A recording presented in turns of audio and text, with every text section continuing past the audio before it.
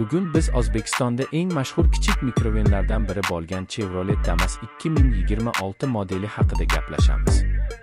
Bu avtomobil yillar davomida tadbirkorlar, oilalar va yetkazib berish xizmati uchun ishonchli yordamchi bo'lib kelmoqda. Damas ilk bor 1990 yillarda ishlab chiqarila boshlagan va shundan beri arzonligi hamda soddaligi bilan mashhurlikka erishgan.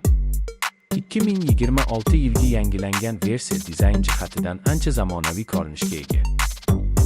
Old faralar va bamper dizayni yangilangan, kuzov biroz kattalashgan, ichki salon esa avvalgiga qaraganda qulayroq va ergonomik.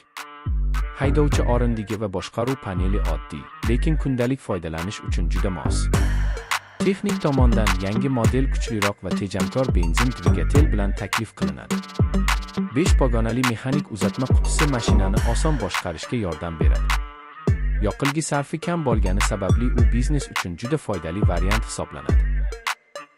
Yuk tashish versiyasi ham, yo'lovchi tashish varianti ham mavjud.